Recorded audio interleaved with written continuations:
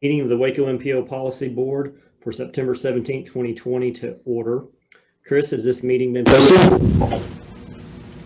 Yes, sir. It's posted on the Waco MPO website in accordance with social distancing requirements from the state of Texas on September 11th. And a possible quorum of the Waco City Council was actually posted on the City of Waco website on September 14th, not September 11th, but that's still in accordance with our requirements for the Open Meetings Act. Thank you, sir. I will do a roll call right now. At this time, if you could please unmute yourself and announce your presence. Keith Bond. Keith Bond. Josh Borderud. Josh Borderud. Kyle Deaver.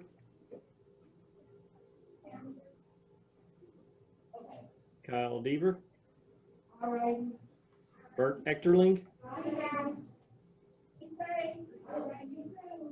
Bert Echterling. I believe we have Bradley Ford as proxy for Deidre Emerson. Bradley, are you here? Yes, sir. I'm here. Kevin Evans. I'm here. Darius Ewing. Darius Ewing. Scott Felton. Here. Travis Gibson. Travis Gibson. Jim Holmes. Present. Jim Jaska. Jim Jaska. Hey, Keith Bond, are you there? I'm here. Okay, good, thanks. Will Jones. Here. John Kennard. I'm here. Sean Ubry. Sean Ubry. Joseph Pace. I'm here. Hector Sabito. I'm here. Stan Switek. I'm here, Jacob. Oh, hey, Stan. And Bo Thomas. I'm here. All right. Unfortunately, I was not able to keep score. I don't have that printed. Do we have a quorum, Chris? And Jacob, I'm here. I'm sorry, I missed roll call. I was having trouble connecting. Okay. Howdy, Kyle. Looks like Darius has gotten on as well. Okay, Darius Ewing, you're present. So yes, we can verify that we do have a quorum present. Yes. And it appears we have a quorum of the Waco City Council present. Okay, well, I'll call to order a meeting of the Waco City Council at 2:03 p.m. Thank you. Okay, thank you, Mayor Deaver. Okay, now that the meeting's been called to order, I'll remind everyone to please mute their devices until there's an opportunity to speak. The members of the public have a couple of opportunities to speak during this time. One of them was via comment cards that have been submitted before this meeting, and if there were any, those will be read aloud during a time that I announce. And then secondly, there is a public hearing on one of our agenda items, the National Highway System designation changes. And at that time, if there's anybody on the phone that wishes to speak, we will handle it at that time. The PowerPoint presentation for today's meeting can be viewed at the MPO's website. So if you're on the phone and you're not streaming this, you can navigate to the MPO's website and download that and view it. And the slides are numbered in the lower right-hand corner, and staff will be referring to them as they go through presentations. So on to item number 2. This is the general public hearing regarding any item on this agenda. Chris, did we have any submissions prior to this meeting to be read aloud? No, sir, we have not. Okay. Item number 3 is minutes. We will consider the minutes for the July 16th, 2020 MPO Policy Board meeting. Are there any changes or corrections to these minutes as presented? Hearing none, these minutes will stand approved as presented. Next, we're going to move on to item number 4, election of MPO Policy Board officers for fiscal year 2021. Chris, I'll hand it over to you. Okay. Policy Board officers composed of a chairman and a vice chairman. They serve one-year terms and they may be reelected once per our bylaws. Term of office begins on October 1st and runs through September 30th. And they officially assume their duties on October 1st. Chairman Bell and Vice Chair Holmes have served 1 year of their respective terms, and thus they are both eligible for re-election for 1 additional term. So we are looking for nominations, first for the Policy Board Chair position and then the Policy Board Vice Chair position. I'll nominate Jacob Bell to continue to serve as Policy Board Chair. I'll second that.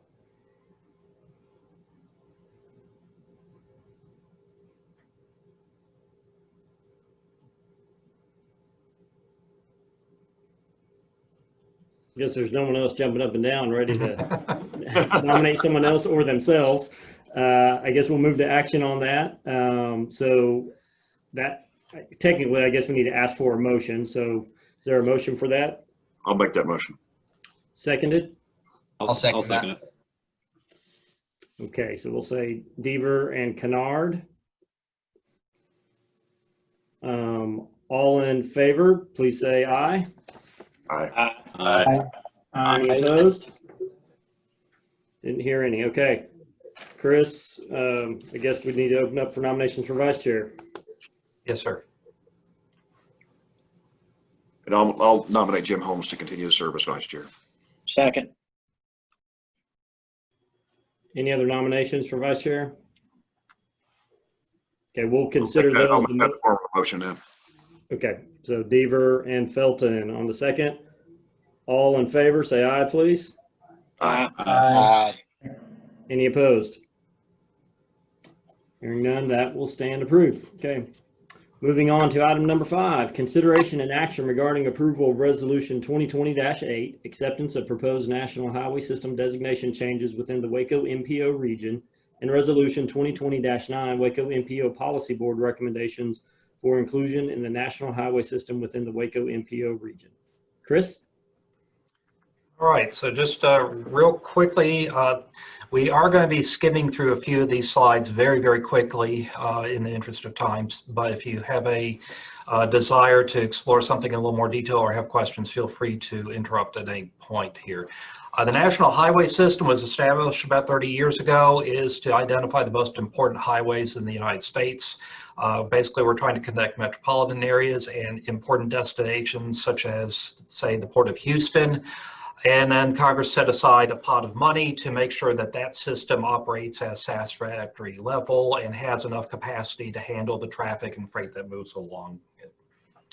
It is a very small subset of the entire roadway system, but Congress muddied the waters back when they adopted Map 21 about 7 years ago, and they added every roadway that was classified as a principal arterial. So it became very difficult to ensure that Congress's original goals and intents were being met. We have been working with the Texas Department of Transportation to review that expanded system to see what makes sense to remain on that national highway system and maybe which facilities perhaps should go back to its original designation as being something different. We are at the final stage of this with final requests we are now at the point where we are presenting to you what the culmination of that process is in terms of recommendations. It is not us who makes the final decision here, however, it is the Federal Highway Administration that makes that final decision. And you'll see when we get to the end here, there is actually a difference of opinion between TxDOT staff and Waco MPO staff on one set of changes. So we'll cover that at the appropriate time. There have been several considerations that we've looked at, both us and TxDOT, as far as what is appropriate for this system, things such as traffic volumes, connectivity to important things. And we're going to go ahead and skip this next slide, but if you're interested in more on the history and some of the objectives of this system, we'll be happy to go through that. We're also going to go past this next slide, mainly because there are no intermodal connectors within our region to consider. This does have some impact to the performance targets that we are now required to consider for our region and the assessment of how we are accomplishing those objectives. So that applies only to the national highway system. So obviously facilities that are part of that system also have to be evaluated as far as how they are performing and can also influence the mix of projects that we're considering for our plans and programs. I'm going to skip over the Texas facts here and go to the Waco MPO facts because this is what we're interested in. And you see here that 2 out of 3 miles that were within our region were added as a result of this congressional actions 7 years ago. And so a lot of this really doesn't fit the original intent by Congress. And so we're now going through this process to figure out how to right size that system for our region. Freeway or basically roadway design, counts, freight activity, all those are factors that were part of this process. And I'm going to skip this next slide here. I'm also going to skip this next slide here, but functional classification or how the roadway is classified also plays into this. And so part of the action here, as we're moving projects on and off of the national highway system, we're also changing the underlying classification. So if it's coming off, it would be downgraded from a principal arterial down to a minor arterial, and consequently vice versa. If we're adding it to the national highway system, it's being upgraded from whatever its original classification was up to a principal arterial. Now with that in mind, these are both things that we can change as frequently, or well, we don't change it. The Federal Highway Administration makes the change, but we can make the recommendations as frequently as we feel is appropriate. And we will be going through another similar process for functional classification, probably in about 2 years, since that's a timeline that the state of Texas uses about once every decade to review this system and make appropriate recommendations. We've got 5 corridors that we don't think meet the intent of the national highway system, so we're recommending removal of those. We're adding 1 corridor, and then there are some additional changes that came in at the very tail end of this that we'll review in a second. So there are 2 resolutions here. They are the first resolution, 2020-8, are basically the recommendations where both we and the Texas Department of Transportation are in agreement. There are the removals of the proposed removals that we are presenting to you include a section of 17th and 18th Street between I-35 and LaSalle. Basically the entire section of Hewitt Drive, the entire section of Martin Luther King Drive from Lakeshore all the way down to LaSalle, a small portion of Franklin Avenue between Waco Drive and Valley Mills Drive, the entire section of Valley Mills Drive, and then the continuation of Valley Mills Drive as it changes into Lakeshore Drive.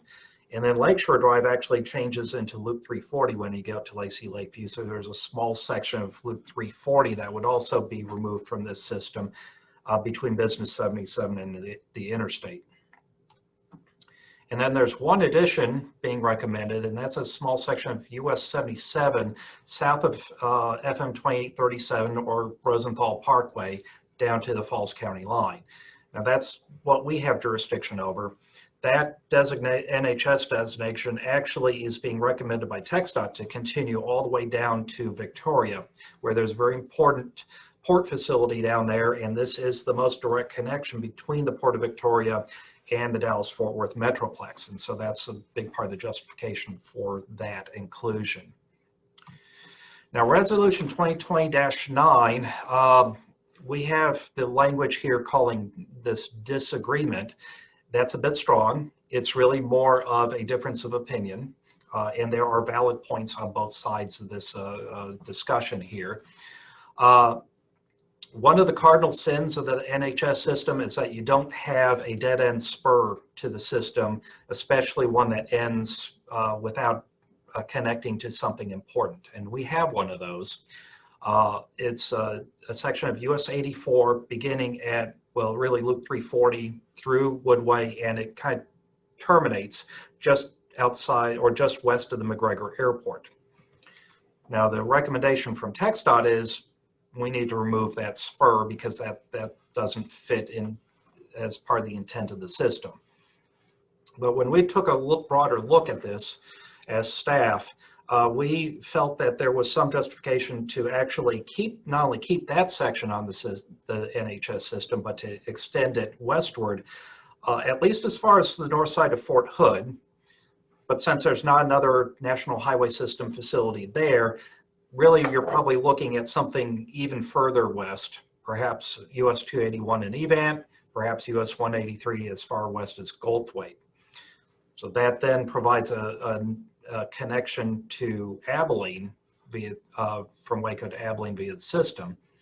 Now the counter to that is there's already a connection to Abilene from Waco. That's via State Highway 6 up to Eastland, and then Interstate 20 to Abilene. The other issue is that once you get west of Gatesville, the traffic volumes and the freight volumes really drop off very significantly, far enough to the point where it doesn't really meet the thresholds that TxDOT is looking at for National Highway System facilities. However, we feel that that connection to North Fort Hood, those of you who are familiar with the operations of Fort Hood know that it kind of operates almost as a separate military base. And when there are deployments for those units on the north side of Fort Hood, they don't necessarily go south to Killeen for their deployment. They may deploy through a very different, something very different. There's also the additional issue that McGregor has had their industrial park certified as a mega site. Although the actual industries aren't physically located there just yet. And unfortunately, that's one of the criteria, is that you actually have something on the ground that's allowing this facility to function a certain way. But we felt that this was important enough for our region that a different recommendation than what TxDOT is recommending was warranted, but so that we don't have a confusion here when this is submitted to the Federal Highway Administration, we felt separating these actions into separate resolutions made some sense. Now we may have some folks from the TxDOT Transportation Planning and Programming Division on today's call. If you're on, I would certainly invite you at this time to add anything else that I may have missed or maybe just not quite right, or any additional information you feel is relevant. Yes, good afternoon. This is Akila Kamarasan from TxDOT TPP. Thank you for that wonderful presentation, Chris. I think you really covered it all very well. So you laid out the points. Just want to reiterate a few items here. This is definitely a review process that is done on a periodic basis. So it's not that, once facility is removed or added, it stays that way forever. So that's something that I want everyone to keep in mind, because developments happen, things do change. So this is a periodic evaluation process. So a couple of years from now, we are planning to come back and look at all the facilities statewide and reevaluate and see what's appropriate to remain on NHS system. But other than that, I think everything that was presented is accurate. All right, thank you. And then we have finally a map in your packets that show the different sections of US 84. Some are already a freeway design. We have another section that has just recently been upgraded to a freeway design. And then west of the McGregor Airport, it's basically an arterial section. The red section is what we're proposing to stay remaining on. Actually, it's the red and orange sections would remain on the NHS system. The green area we would be adding. And so at this point, I will be happy to address any questions the policy board may have. Chris, could you go back a slide, please? Absolutely. So essentially, the item that we have a friendly disagreement about is, or at least from the MPO staff level. Difference of opinion. Difference of opinion, that's what he said, I'm sorry. Is red and orange would remain and green would add, whereas the TxDOT recommendation is for red and orange to be removed. Is that accurate? That's correct, and green would not be added at all. Correct, okay. Thank you for the clarification. All right, do we have any questions for Chris? And so once these proposed sections are removed from NHS, I mean, the fiscal burden of maintaining them falls to the local entity that in whose jurisdiction it's in, right? No, they remain state highways and still remains the responsibility of the Texas Department of Transportation. Okay. Is there as much Okay. funding available, or is that vary in any way?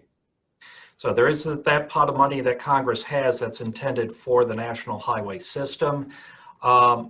In the state of Texas, federal dollars typically are used for maintenance and rehabilitation purposes, partly because we do have a constitutional requirement that state dollars can only be used to expand the system. And so that's typically what we use as a state for projects like the Interstate 35 construction that's going on right now. So all these even proposed for removal, should we go through with that, they'd still remain on the state highway system, just not on the national highway system? That's correct. Okay. Okay. And real quick, just because, I mean, when you look at the ones that we agree on and then the ones we have a polite difference of opinion on, I mean, particularly how, 84 from 6 down to McGregor, I mean, divided 2 lanes each way, exits over, I mean, I don't understand, compare that to Hewitt Drive. I don't see, those just seem 2 very incongruous types of roadways that would make me strongly lean towards the MPO's recommendation on those.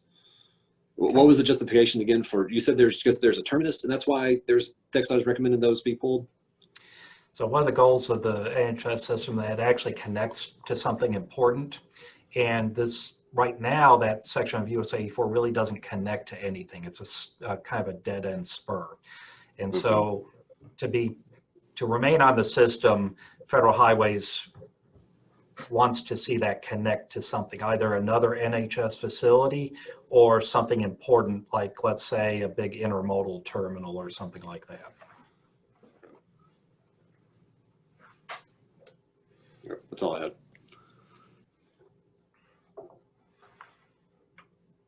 Any other questions for Chris?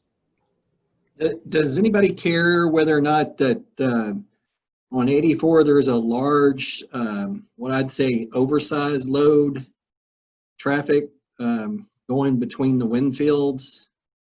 Has that been taken into account at all? That has been a discussion point for us, yes. I think it's just a question of volume, and that the overall volume may not be quite the same level as some other NHS facilities in our region. Well, I agree about as a frequent traveler between Waco and Brownwood, there's quite a bit of truck traffic and especially oversized load traffic on 84 between.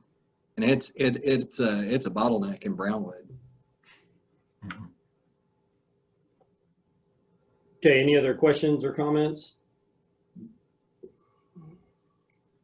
Okay, so what we have before us are two action items. So 2020-8 is acceptance of the proposed national highway system designation changes within the Waco MPO regions. Those were basically the list of 7 or 8 that there was really no question that we agreed on. So I will entertain a motion for this item. We This need is to have a public Holmes. hearing first on this. I'm sorry. Jacob, do we need to have a public hearing on this? Oh, yes, sir. I am so sorry. I skipped right over that. At this time, we will have a public hearing. It is 2:24. I will open it. MPO staff, did y'all have anybody register on it? No, sir, we have not. Okay. Is there anybody on the call wishing to speak? Hearing none, we will close the public hearing at 2:24. Thank you, folks, for the reminder. Okay.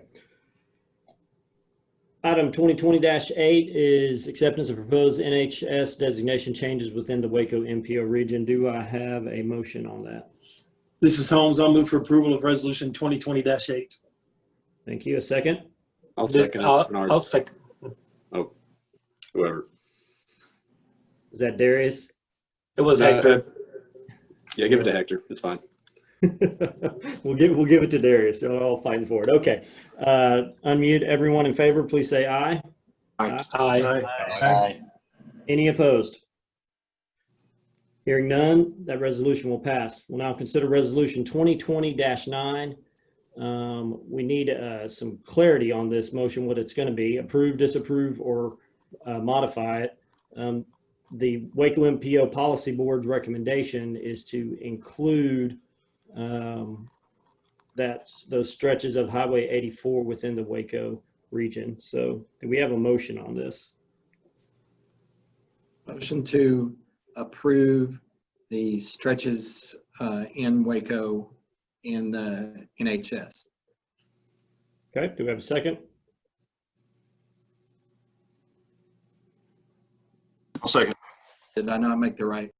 Yeah, I think you're good. Kyle Deaver seconded. So basically, just to be clear, the motion on the table is to include what on Chris's map was the red and orange, to leave those in the NHS and to add the stretch of green. So we have a motion. That is my intent. Thank you. We have a motion by Jones, second by Deaver. If you are in favor, please say aye. Just real quick, we should conduct a public hearing, sir. Oh, on this one, I'm sorry, I meant for that to address both of them. Oh, okay. Well, we didn't have any comments submitted, so, but just wanted to make sure that was on the record. So I apologize there. It's okay. So do we feel we're good with that? Did we have any opposed?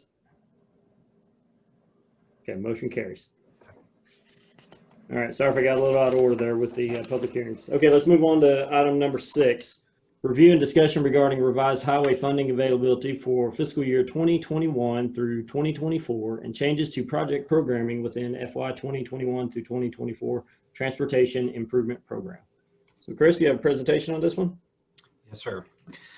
Just as a reminder, the MPO Policy Board adopted our Transportation Improvement Program on June 18th. And as a reminder, that covers the phases of work that we anticipate will be implemented over the next 4 years. Now, at that time, we advised you that revenues for transportation were significantly down as a result of COVID disruptions, and that we might be coming back to you with some adjustments because of fiscal constraint issues. And this is straight from the comptroller's office. We're doing okay up until March. Revenues were more or less what we were expecting, and then things fell off quite considerably. This is not anything different than what I think everyone was already aware of.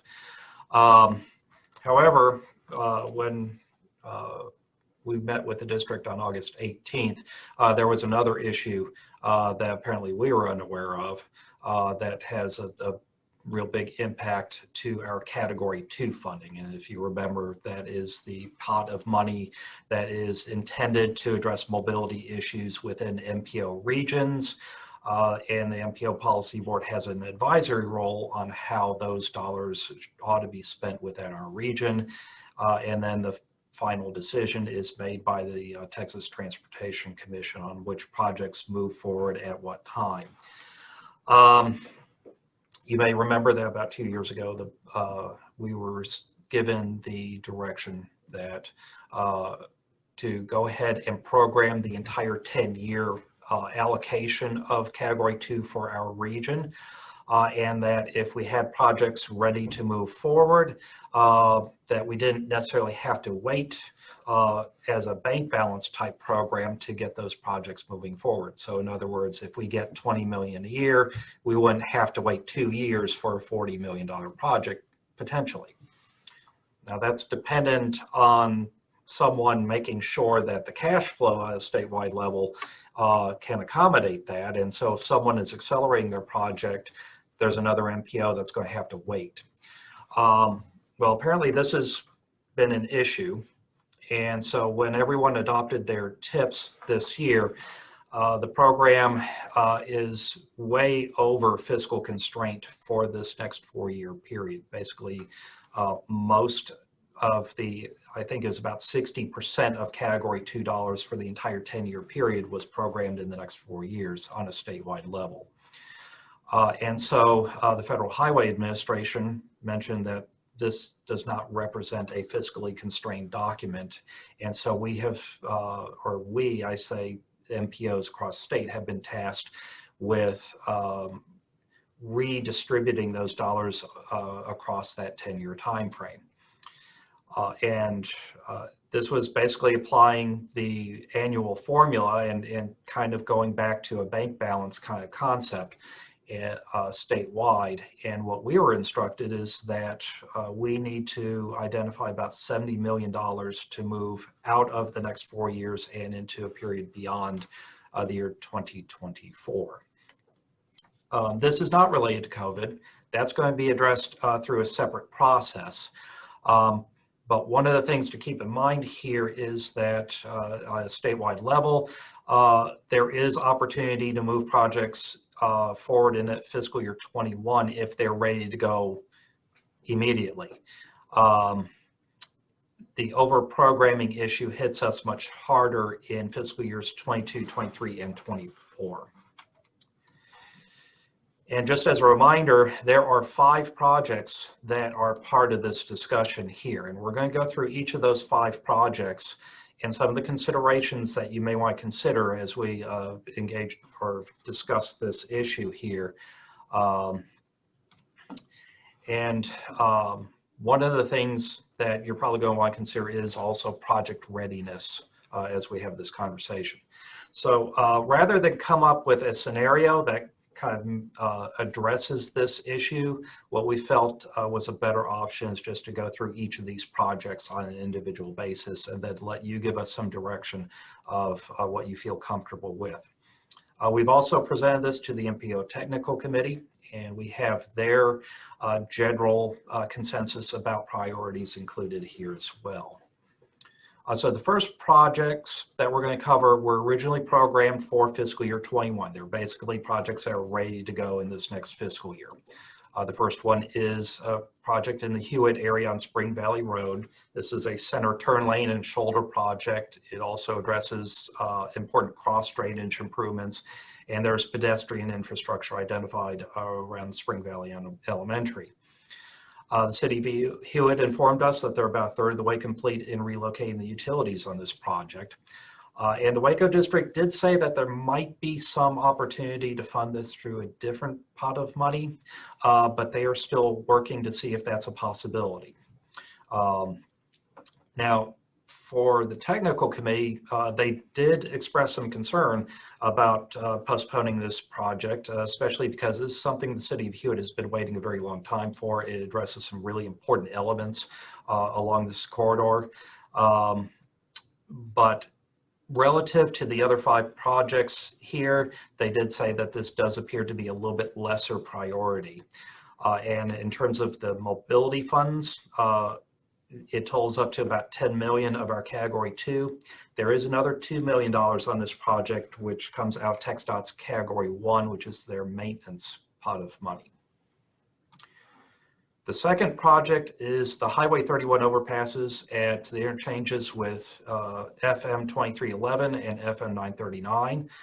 If you're familiar with these intersections, there's been a lot of really bad crashes at both intersections, and the overpass work would be very effective at significantly reducing those types of crashes, if not eliminating them altogether. And this is a very high priority for the Transportation Commission as well. The project, the district tells us this project will be ready for construction as early as January of next year. And the Tech Committee, because of the serious injury crash condition, identified this as a very high priority. There is 10 million of our Category 2 dollars applied to this, but there's an additional $10 million of the district's Category 4 dollars that they've also applied to this project.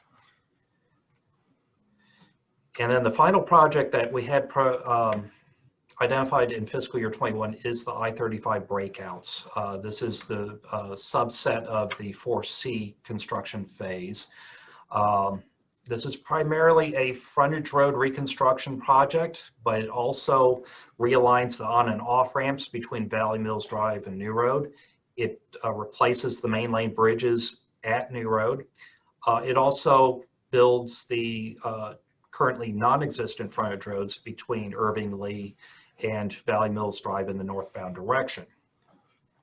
Now, what we need to discuss here is that the policy board was very clear in their direction that if this construction for these breakouts couldn't be complete pretty close to the same time frame that the current phases of construction would be completed, that because we as a community are pretty weary of I-35 construction, we wouldn't be very interested in adding additional construction that would continue after that point. So in order to be able to accomplish that timeline, this work would have to begin in fiscal year 21.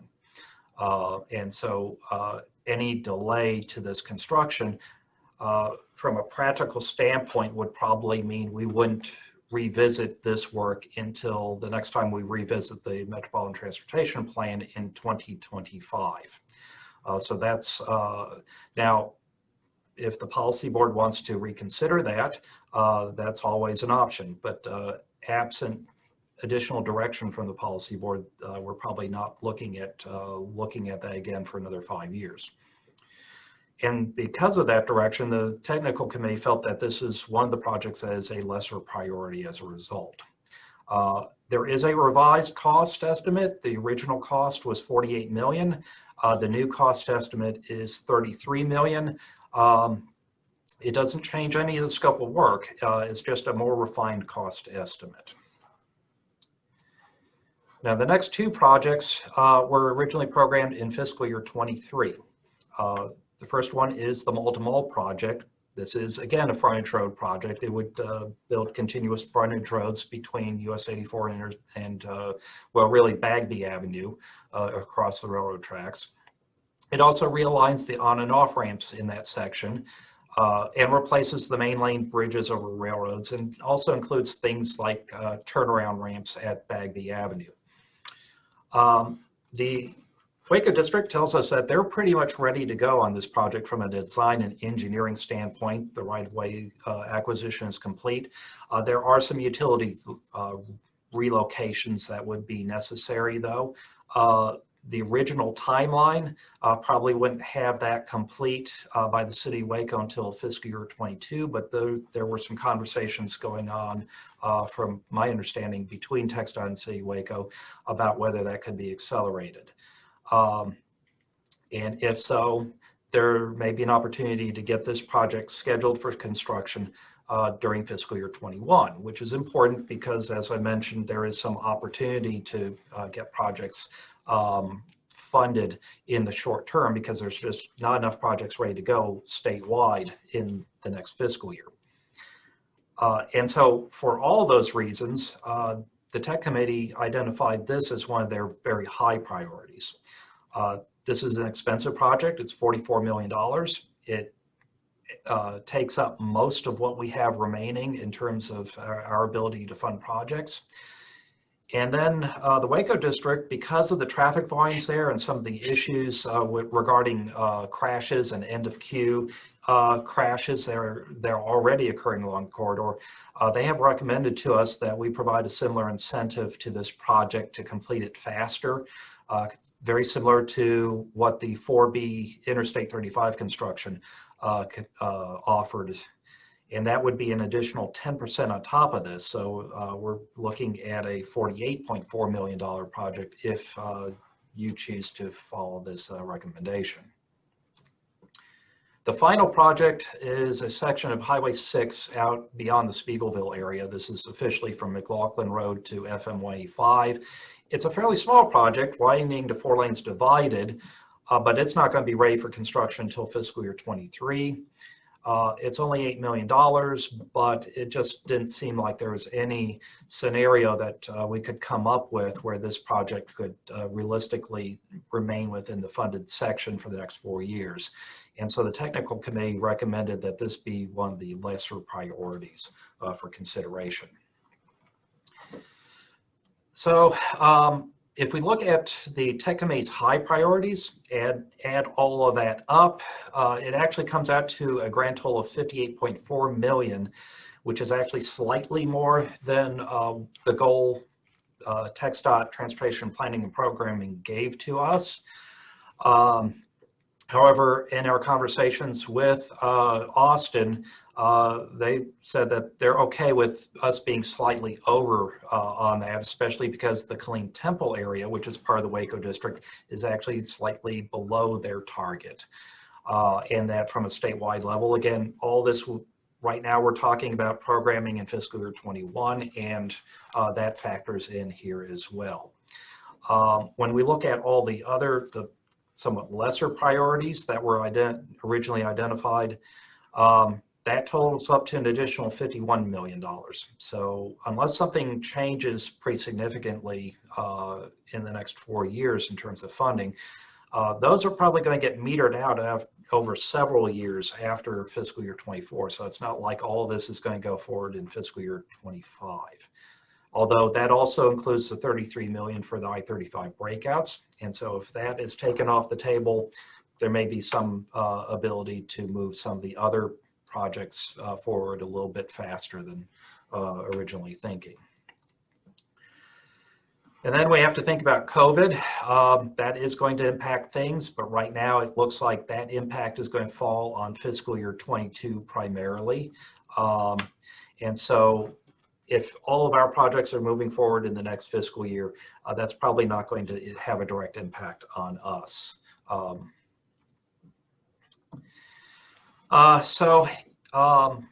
We're looking for the MPO Policy Board to give us some direction. Do you agree with the technical committee's priorities?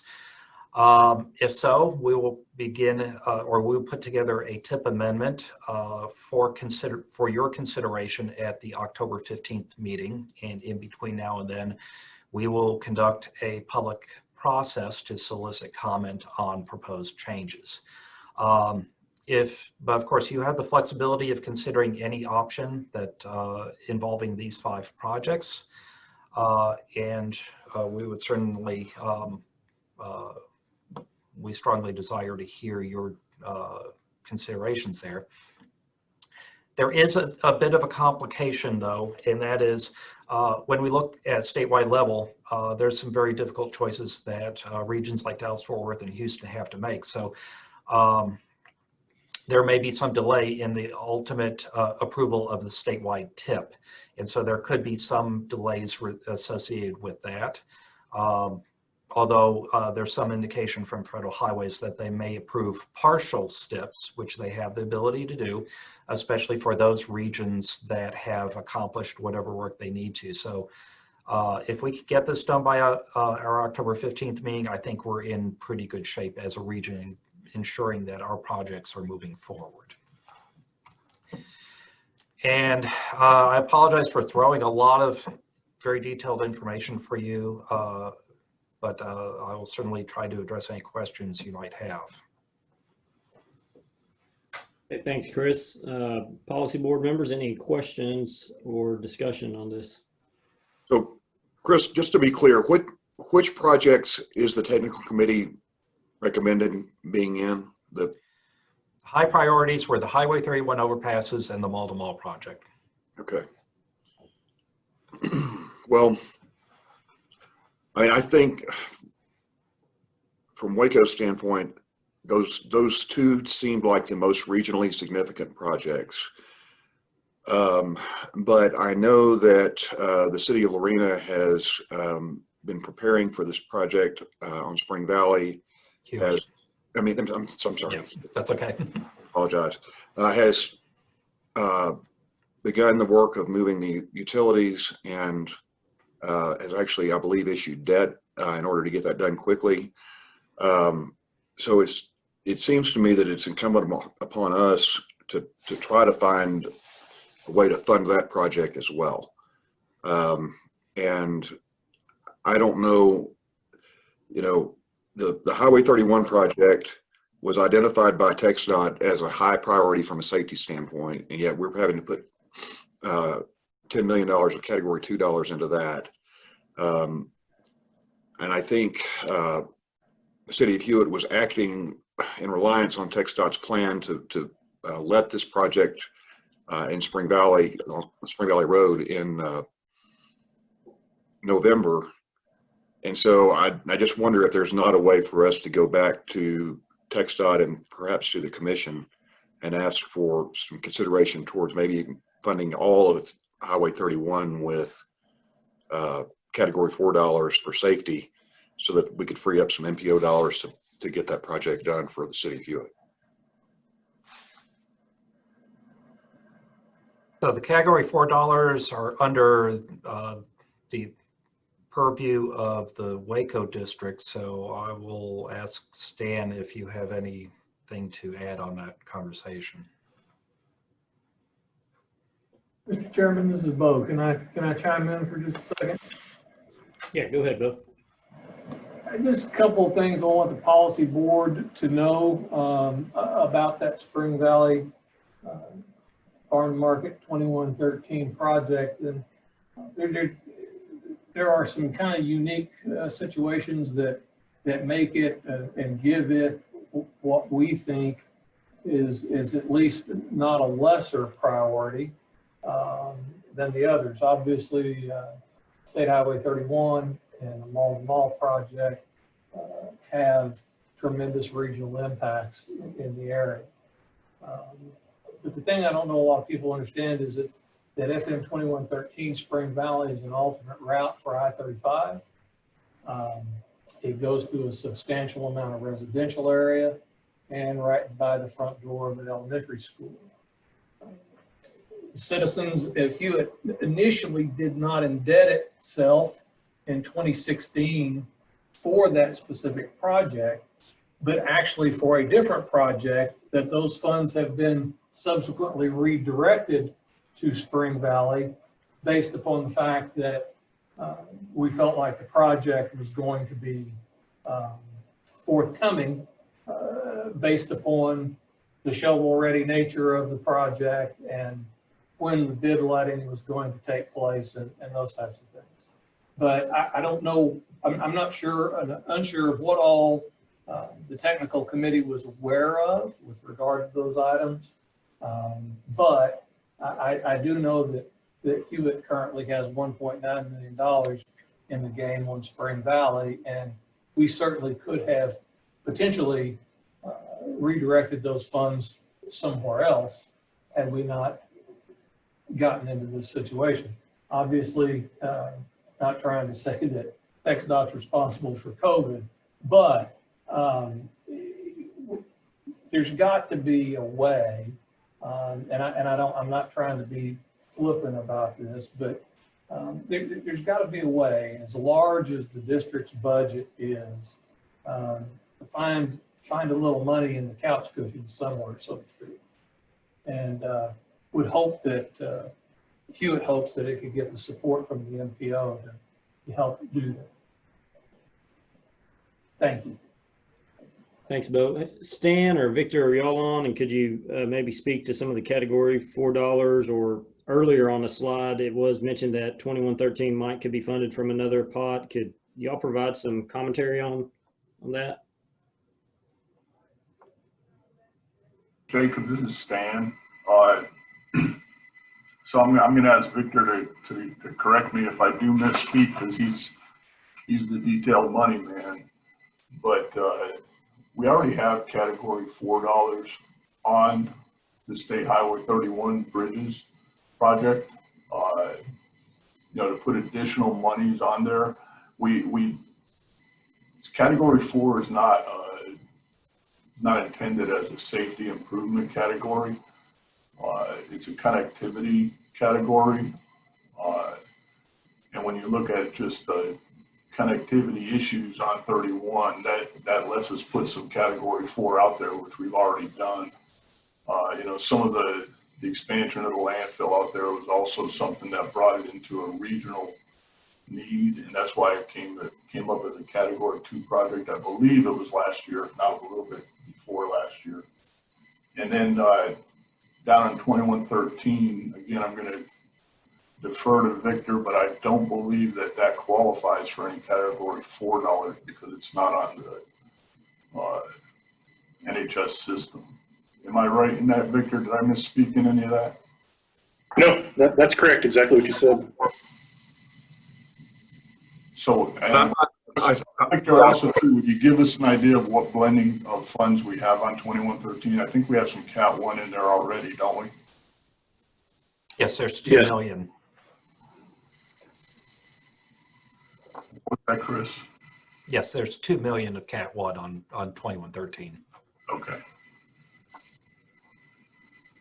I don't know if there's any, if that helps with any other discussion. If there's any other questions. And this is Kyle again. I'm sorry. I misunderstood. I thought Category 4 was the safety dollars. That's not correct. But is there a possibility of getting the rest of the money funded with safety dollars rather than Cat 2 on the? Yeah, our Category 8 is our safety dollar category. Again, I hate to keep doing it, but Victor's the expert. But we've submitted State Highway 31 overpasses multiple times. They're kind of competitive for those safety dollars. There's a process we go through where they compete. There's only so much money allocated statewide. We've submitted those, and they simply, while it's a local safety concern, and it's a serious safety concern for us locally, when you stack it up against other safety concerns around the state, it has not qualified for any of those safety dollars to date. And I just got an email yesterday from my operations director where we had submitted it yet again, and it did not come back with any safety dollars in the competitive method that we go about allocating those dollars across the state. So we're just not. Yes, it's a safety concern, grave safety concern to us locally, but again, in the statewide arena of safety concerns, we haven't been successful in that competitive environment for those funds. Does that make sense, Mayor? I think so. I mean, I'd like to continue to work towards that. What was the other potential source of funds for the Hewitt project that was mentioned? Or which one? For the Spring Valley project. It does not qualify for Category 4 funds. Well, Chris, the slide indicated that there might be another source of funds there. What was that source, Chris? There wasn't anything specified. This was just something that the district told us they were going to look at. Perhaps additional Category 1 dollars, but they weren't necessarily super confident that they were going to necessarily be able to find something. So the Category 1 and Category 11 dollars are discretionary to the district. They are set aside for rehab and rehabilitation, which we would put a small percentage of those funds on a new roadway that's going to be expanded, because that's money that we wouldn't be using in the future for repair or rehab. So that allows us to put some proportion of those dollars on a project like that. But to take the Category 1 dollars for just expansion of capacity, that's probably not the most appropriate thing we can do. That would be rebuilding the existing roadway. That's just like if we went out there and just, did an overlay or a mill and fill to rehab the roadway. So that's why it would qualify for those Cat 1 dollars. To add additional ones to those, I'd have to take it away from somewhere else in the district that needs the rehab money. Hey, Chris, this is Victor.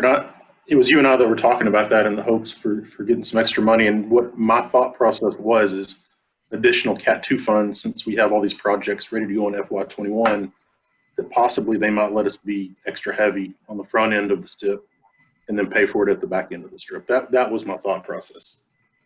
Okay. So Victor, what's your I mean, you've had more conversation with Austin than I have. What's your impression that they might be open to considering that? I have not gotten a response back yet, except that they'll look into it. So there is the possibility of a trade fair they were talking about if we can't make all this work in time to get us to. So Victor, what if we went ahead and processed a tip amendment with all three of these projects, recognizing that it's still heavy, but at least we can continue the conversation. And then if we get to October 15th and the answer from Austin is, no, we just can't do that. Okay, then we have to consider that, but maybe there's the possibility that they'll let us do that. We can certainly try. I think it's going to hinge on getting every project out in FY21. Okay. And there's still some obstacles in the mall to mall. But yeah, we can sure try. I don't know if that's what. Just answer me this, Chris. What is that going to do for the tip amendment and the public involvement if we end up having to cancel one of the projects? We're going to have to start the process all over again, correct? Not necessarily. Policy Board has the flexibility of adjusting as they see fit. Okay. So Victor, you mentioned the obstacles on mall to mall. Bradley, can you speak to that? Because I think you indicated to me that we've got that cleared up.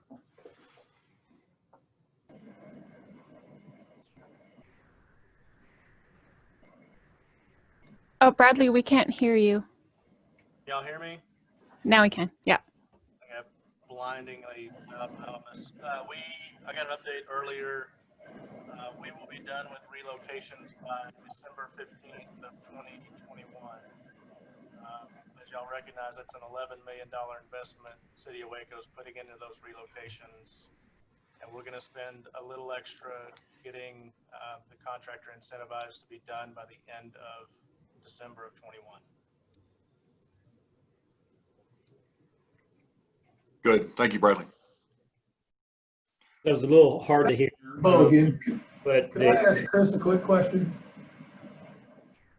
Yeah, hang on just a second. So what Bradley said was the utility relocations necessary for the mall-to-mall project are slated to be done by the end of December 2021 or end of 2021. And Waco likewise is having to put forth quite a bit of funding to get those utilities moved. Bo, I think you had a question? I just was curious, and I think Chris can probably answer this question. In terms of relationships across the state and the other MPOs, losing a little over 50% of your funding in this MPO, what kind of relationship is that, or how does that compare to other MPOs across the state? So first, we're not losing the dollars. What it is that they're being spread out over a longer period of time. And so we will see those dollars returning for project development sometime from fiscal year 25 and later. What we were actually doing is we were actually accelerating some of this work a little bit faster than perhaps normally we would, but our initial conversations was that was something that was doable, and now we're coming back and finding out, no, it wasn't. But we're certainly not alone in that. The Dallas-Fort Worth region, for instance, is looking at $1 billion of projects potentially that they're having to move out of their program. The Houston area, it's $1.2 billion. Clean Temple had a very similar figure as well that they had to move out of their program to us. It is somewhere right around 70 million as well. So we're not alone in this conversation. Thank you. Chris, if I could add on, pick up with what you just said. We're not losing the money. We're pushing some of these projects into the future. In that regard, even some of the utility relocations on 2113, while I understand that the city is paying for it, and I believe you said with some dead mare. I'm not in on those details, but you know, we would have to move those again sometime in the future if that project was delayed. The utilities still have to get moved. Well, they're moved now instead of in the future, but we'll still be ready to go in the future. So again, we're not losing the project. It's just gonna, whichever one we decide to slide out, it'll just move out in time. They're still all gonna get done, and there's been no hint or whisper that the UTP as currently established is going to lose money, Chris. And I'm saying that from my perspective. I don't know if you've heard anything different, but I haven't heard a whisper of that. So we're just reprioritizing the time frames and the order that these projects would get done based on what our local needs are. Is that fair? Yes, that's my understanding. And I've also had a conversation with the finance division of TxDOT with their long-range financial forecast. And they're actually anticipating that revenues should return to something pre-COVID level, probably by the time we get to fiscal year 23. And so, again, once we get past that point, the ability for us to program projects should return back to what we were expecting before.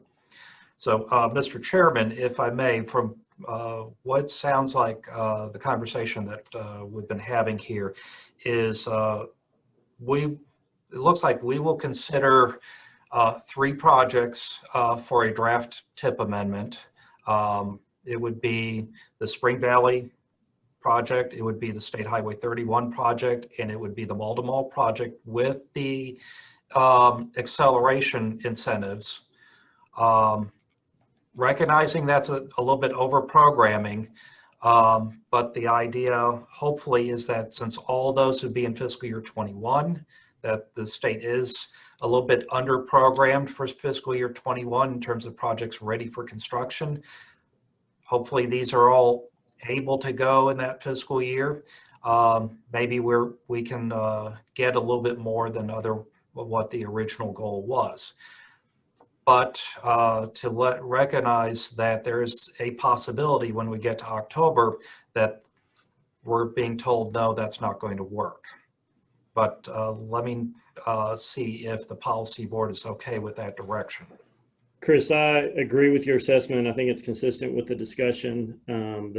We have 5 projects we consider. 2 of them we could take off the table pretty quickly, but the other 3 we just have a really hard time taking off the table yet, and so we sure would like to push them forward. So, and Dan and Victor, I know that y'all got a lot of tough decisions to make these days, but we really appreciate any help, and if there's any possible flexibility or at least just advocating for the Waco MPO on this, that would be helpful. So I think that's a good summary, Chris, and probably should move on to the next action item.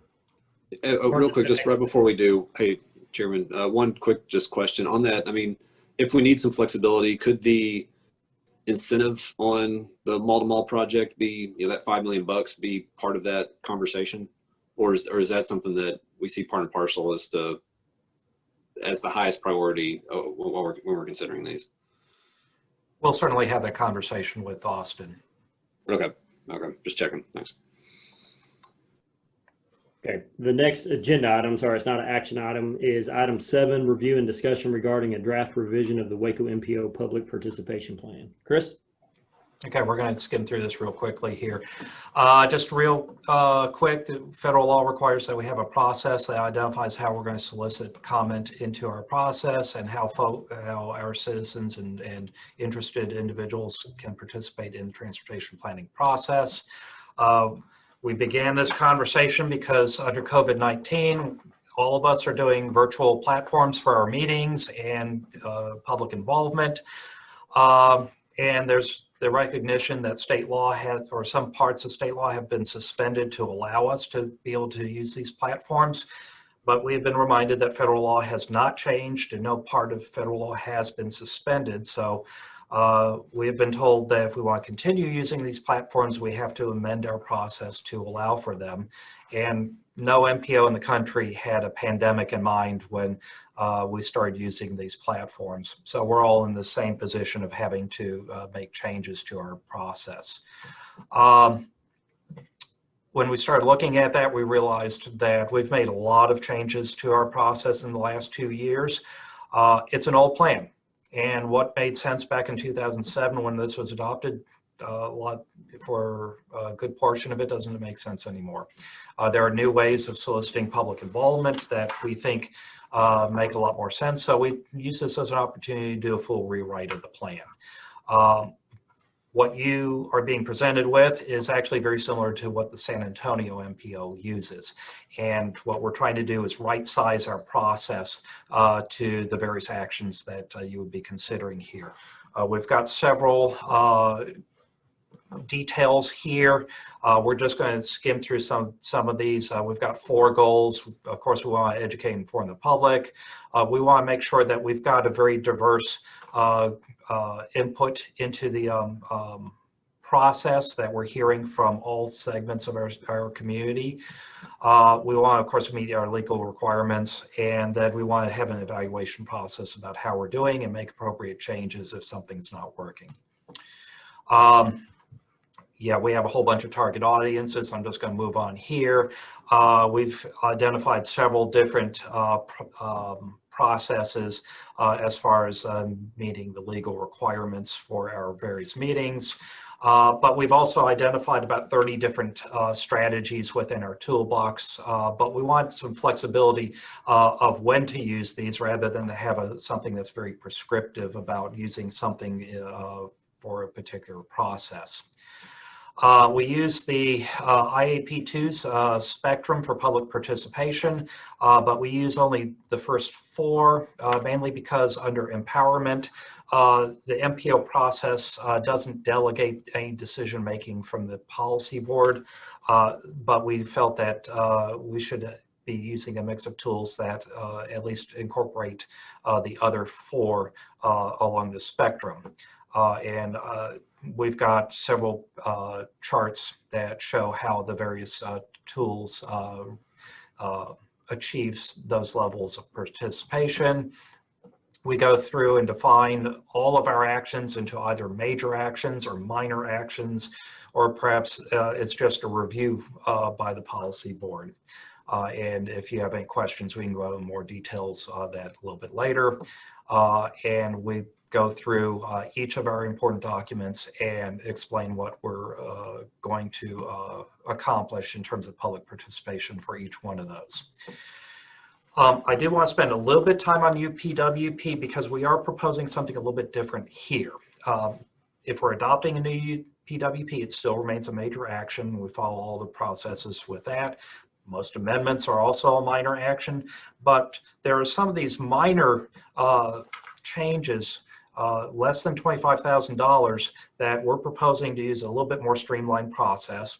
Still requires policy board approval, still requires us to post in advance the information regarding what it is we're proposing, still requires a public hearing, but some of the other requirements, such as having a formal public comment period for 10 days, having public informational meetings, things like that would not be required for something of this magnitude. But what we want some guidance on is this something you're comfortable with? Is the value amount the right amount? Should be something different. And then we are reducing our public comment periods just a little bit. One of our experiences is that more time does not mean more input. And so this should help us be a little bit more nimble in terms of decision making. Public participation plan, we have no flexibility per federal law, but major actions would come down from 40 days to 30 days for comment periods. Minor actions would come down from 15 to 10 days. And our experience is that that should not significantly change the amount of input into our process. And then we add in several performance measures at the end to track how we're doing in terms of input into our processes and assessing what's working and maybe what's not working as well. So if you're comfortable with what we've proposed, we have to commence a 45-day comment period. That's per federal law. So we'd be accepting comments through the early part of November. We have 2 public informational meetings scheduled in October for this, and we will be coming to you in November for your approval. And so that is a very quick overview, but I'll be happy to address any questions the board may have. Any questions for Chris?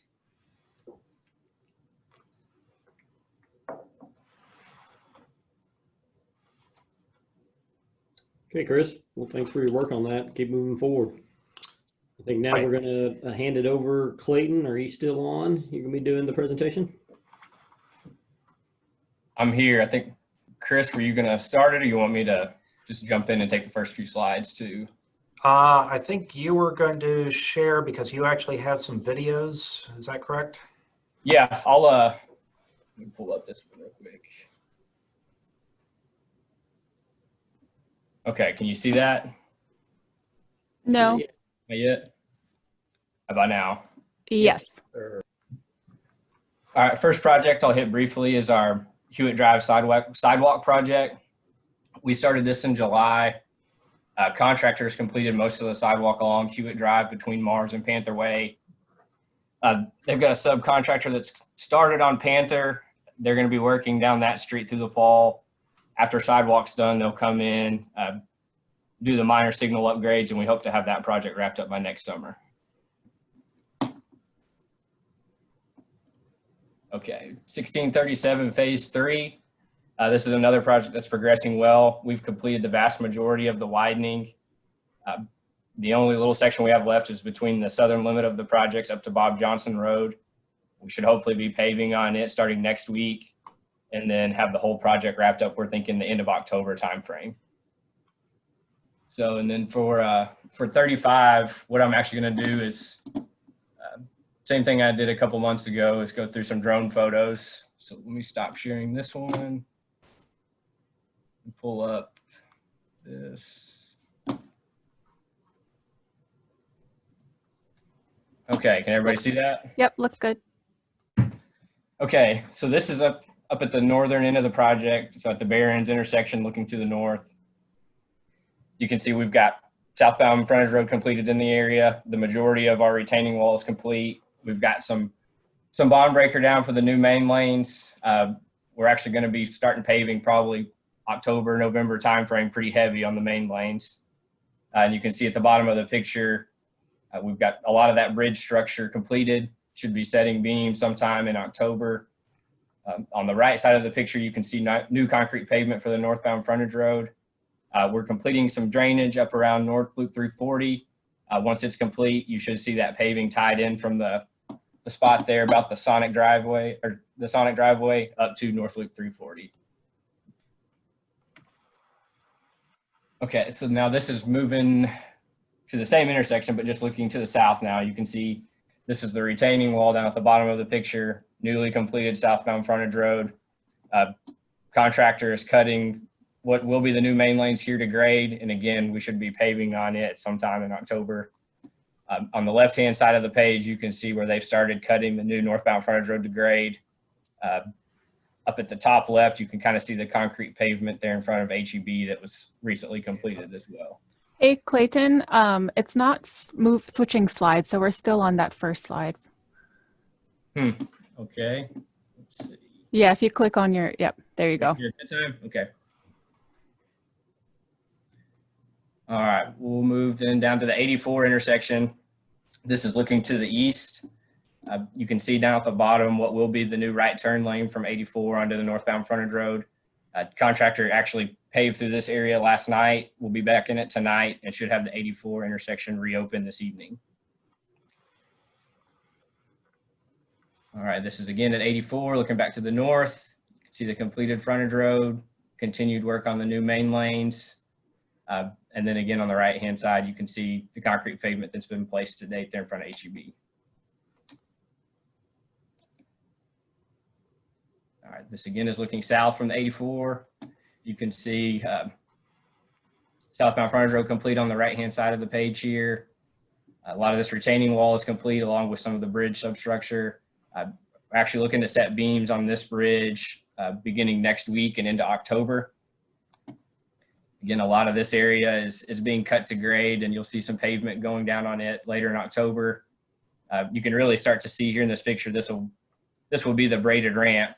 So the exit, southbound exit to the 77 intersection, along with an entrance ramp from the frontage road that cuts in between these columns onto the main lane. So you can kind of start to see that come together. On the left-hand side, you can see this black bond breaker that was placed. Since this picture was taken, we've actually placed concrete pavement in this area in front of Collins Street Bakery up to 84. So continue to make good progress there. Okay, now this is looking to the east half of the intersection. So it kind of gives you an idea of just how much this intersection is changing from before we started. If you remember, there were a couple of direct connects and 2 more bridges in this area that are gone. This intersection is being dropped down to grade. You can see what will be the 77 main lanes, the right turn lane onto the northbound frontage road. So it's gonna look very different by the time we're out of there. This is the other half of the intersection. Again, gives you a shot of the bridge work. There's been some retaining wall work that's picked up since this picture was taken. And again, we hope to be setting beams on this structure sometime in October. Now this is looking south from 77. This is the Forest Street underpass that you can see at the top of the picture. The contractor's working here on the left-hand side of the page to complete some drainage. We should have that drainage complete, the area repaved and open to traffic by November. Down on the bottom, you can see this is new main lane pavement that's already been placed. And this is the location where the temporary exit to the MLK intersection, U Parks and 4th, 5th Street area has been relocated. So a little closer, this is directly above Forest Street looking south.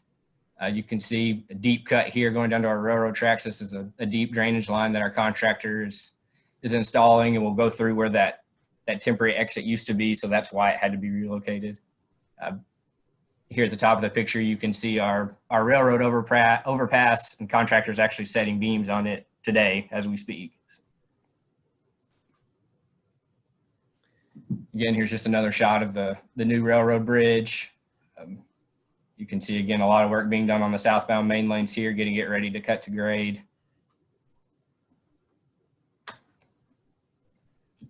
And here's a shot of the MLK overpass. Since this picture was taken, we've set the steel beams over the MLK intersection itself. There will be some continued work there through the rest of this month in October, and then getting ready to pour that bridge deck sometime at the end of October. At the top of the picture, I'll show some better photos here in a minute, but here's the Brazos River bridges. Obviously, since this was taken, we've set all girders, but this was kind of as that process was starting up. So here's one of our photos during the beam setting operation. You can see we've got our cranes out on barges. There's a couple tugboats that you'll see here in a minute, moving that barge around, getting them into position. Here's the 2 tugboats I mentioned pulling that barge. And then here's a shot from directly above the crane, so you can see just exactly how steep that pick was to get it set in place.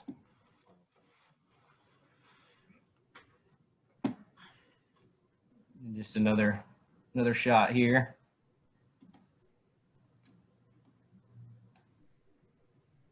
And here's a couple of shots of the actual bolting of the steel members together, because they're dropped in sections. So using these splice plates and bolts to get the pieces kind of connected. Here's another shot. And Chris, my video is not wanting to work right now, so I'll have to get that pulled up at another time.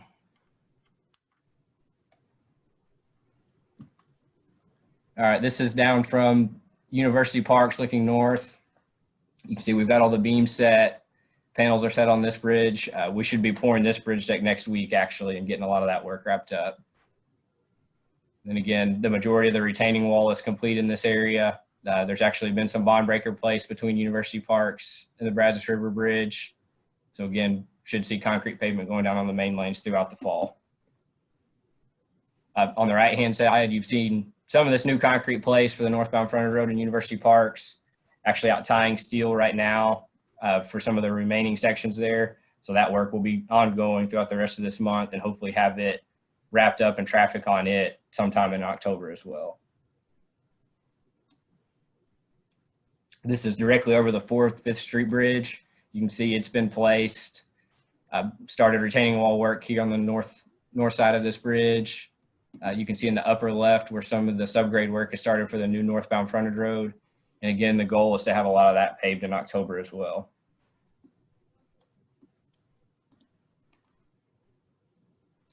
All right, this is from the south end of the project looking north. You can see the last remaining section of the southbound frontage road directly in front of these businesses was opened, I guess about a month or so ago. Contractors currently working on getting all these side streets and driveways tied in. Had a lot of it ready to go before Labor Day, but the weather got us, unfortunately. But you should see a lot of that work picking up over the next couple weeks. Hopefully within the next month or so, that area is cleaned up tremendously. Then again, on the right-hand side, you can see this northbound frontage road work. Then this is the very south end of the project. You can see the 11th, 12th Street overpass. It was recently poured as well. There's some bond breaker that's been placed here. And again, another section you should see covered up before the Thanksgiving holiday. Then on the left-hand side, you can see some of this northbound frontage road that's been started. Contractor should be back into the 16th and Spate area next week and hopefully get a lot of that tied in and cleaned up. And then again in October, tie into this section where you see they've stopped and continue all the way up to 4th, 5th Street. So again, hopefully over the next couple months, you really see this end kind of start to come together. And then here's just kind of a little bit further south. Again, this is the 16th and Spade area I mentioned that hopefully over the next few weeks really gets tied in and completed over there. And with that, Chris, that's all I've got. So I'll open it up. Are there any questions about anything?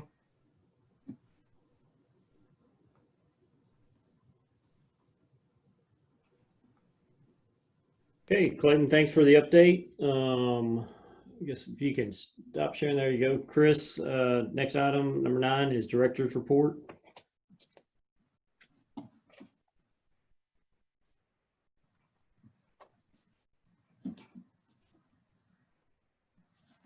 Apologize, it reset on me. Okay, actually, yeah, this thing reset on me. I apologize for that. So the next meeting is Thursday, October 15th. This will also be a virtual format. Is starting to look like we're probably going to be in this format for the not just the remainder of this calendar year, but probably into the first part of next year as well. We are live streaming these meetings also, and that's probably something that will continue after we get past the COVID protocols and social distancing protocols. Right now, we're looking at the TIP amendments, and so just as a reminder, that's going to include the 3 projects for right now: the Spring Valley project, the Malda Ball project, and the Highway 31 overpasses. And in the interim, we're still going to be having conversations about whether there's an opportunity to mix and match different pots of money just to try to extend our category $2 as far as we can, with the hope that we could get everything we want moving forward. And then, of course, we'll continue the updates from TxDOT regarding highway construction here. And that is my director's report. Very good. Thank you, Chris. Okay, seeing there is no other business on this agenda, item 10 is adjournment. We will adjourn at 3:23. Everybody have a good day. Thank you for your participation. Thank you.